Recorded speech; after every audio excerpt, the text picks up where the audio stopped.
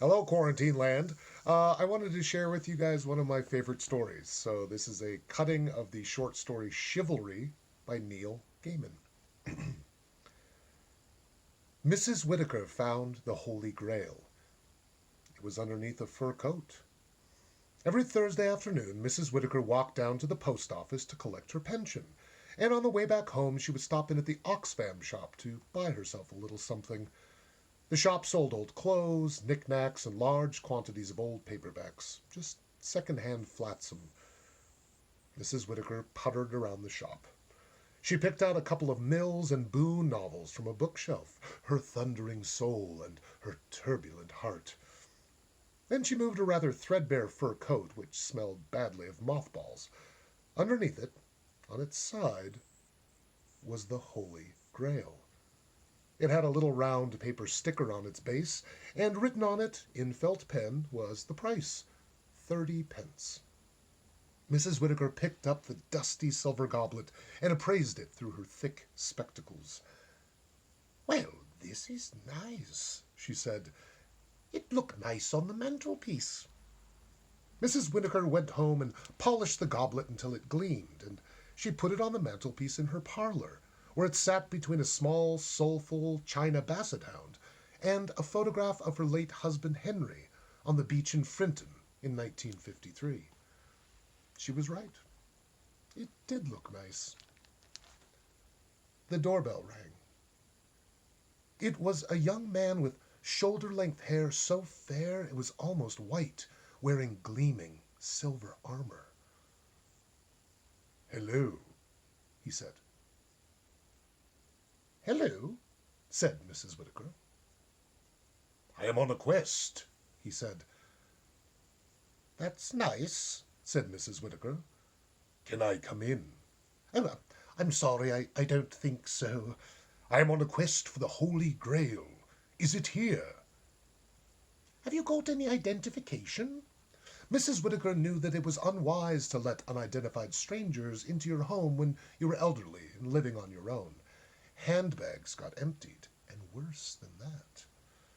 The young man went back to his horse, a huge gray charger, its head high and its eyes intelligent, and he returned with a scroll. It was signed by Arthur, King of all Britons, and charged all persons of whatever rank or station to know that here was Galahad, Knight of the Round Table, and that he was on a right high and noble quest. There was a drawing of the young man below that. It wasn't a bad likeness. She'd been expecting a little card with a photograph on it, but this was much more impressive. "Well, I suppose you'd better come in, then." She made Galahad a cup of tea, and she took him into the parlor. Galahad saw the Grail on the mantelpiece and dropped to one knee. He put down his teacup carefully on the russet carpet. A shaft of light came through the net curtains and painted his odd face with golden sunlight and turned his hair into a silver halo. "Gracious lady, keeper of the Holy of Holies, let me now depart this place with the blessed chalice, that my journeyings may be ended, and my geas fulfilled." "I'm sorry?" "My quest is over. The Sangreal is finally within my reach." "Can you pick up your teacup, please?" Galahad picked up the cup apologetically. "No, I don't think so. I rather like it there. It's just right between the dog and the photograph of my Henry."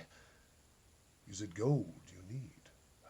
"Lady, I could bring you such gold—" No, I don't want any gold, thank you. I'm simply not interested." She ushered Galahad to the front door. "Nice to meet you," she said. On Monday morning, Mrs. Whitaker was working in her back garden. There was a cough behind her. Galahad stood there, tall and beautiful, his armor glinting in the morning sun. "I am back." "Hello." "Well, since you're here, you might as well make yourself useful." She gave him a plastic bag full of slugs and told him to tip them over the back fence. Then they went into the kitchen. Galahad sat down at the table. He opened the leather purse at his waist and took out a round white stone.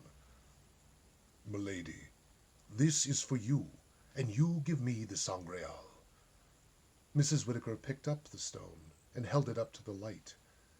It was milkily translucent, and deep inside it flecks of silver glittered and glinted in the late afternoon sunlight.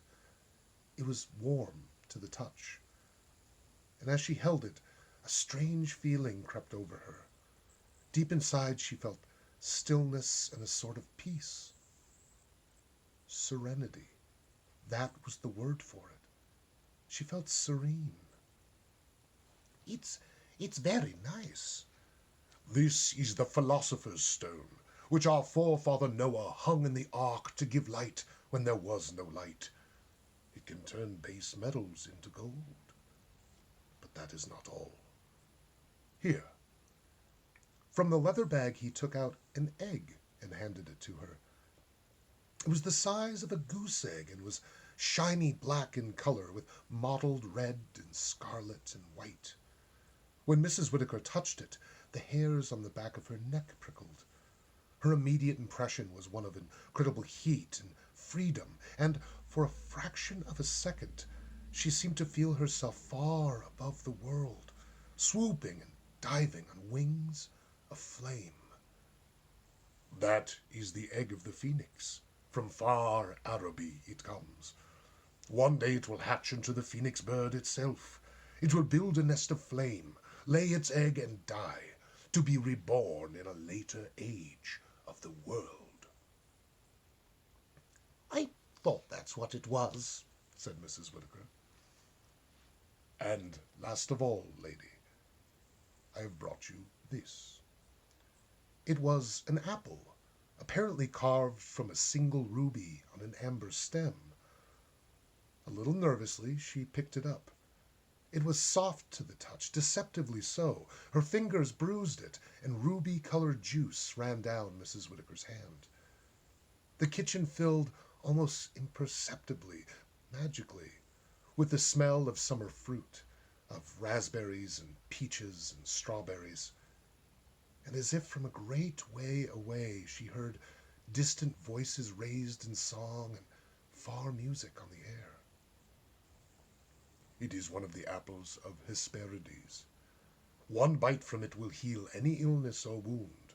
A second bite restores youth and beauty. And a third bite is said to grant eternal life." Mrs. Whittaker licked the sticky juice from her hand. And there was a moment then when it all came back to her. How it was to be young, to have a firm, slim body that would do whatever she wanted it to do, to run down a country lane for the simple, unladylike joy of running, and to have men smile at her just because she was herself and happy about it. Mrs. Whittaker looked at Sir Galahad, most comely of all knights, sitting fair and noble in her small kitchen. She caught her breath. "And that's all I have brought for you." Mrs. Whittaker looked at the philosopher's stone, the egg of the phoenix, and the apple of life. "Put that apple away. You shouldn't offer things like that to old ladies. It isn't proper. But I'll take the other two. They'll look nice on the mantelpiece." Galahad went down on one knee and kissed Mrs. Whittaker's hand. "Oh, stop that," she said.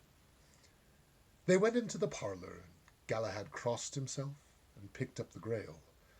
Mrs. Whittaker arranged the egg and the stone where the grail had been. The egg kept tipping to one side, so she propped it up against the little china dog. "They do look very nice." Yes, they look very nice." "Can I give you something to eat before you go back? Oh, and you should probably use the facilities. Now, give me that and I'll wrap it up for you." She directed him to the small toilet at the end of the hall. She had some old Christmas wrapping paper in the pantry, and she wrapped the grail in it. Then she cut a large slice of fruitcake and put it into a paper bag along with a banana and a slice of processed cheese wrapped in silver foil. Galahad came back from the toilet. She gave him the paper bag and the Holy Grail. Then she went up on tiptoes and kissed him on the cheek. "You're a nice boy. You take care of yourself." He hugged her, and she shooed him out of the kitchen and out the back door. She poured herself a cup of tea and cried quietly into a Kleenex while the sound of hoofbeats echoed down Hawthorne Crescent. The next Thursday, she went down to the post office to collect her pension and then stopped in at the Oxfam shop. On a shelf near the back of the shop, Mrs. Whittaker found a tarnished old silver container with a long spout. It had been priced at 60 pence, and it looked like a flattened, elongated teapot. She also picked out a Mills and Boon novel called Her Singular Love. "It'll be 65 pence, dear," said the attendant, picking up the silver object and staring at it. "It's a funny old thing, isn't it?" It had writing carved along its side in blocky old Chinese-looking characters, and an elegant arching handle. "Why, it's some kind of a oil can, I suppose?" "No, it's not an oil can," said Mrs. Whittaker, who knew exactly what it was. "It's a lamp. And, on second thoughts, I think I'll just take the book." She paid her 5 pence for the novel and put the lamp back where she'd found it, in the back of the shop. After all, Mrs. Whittaker reflected as she walked slowly home, it wasn't as if she had anywhere to put it. Stay sane and well out there, guys. Thanks.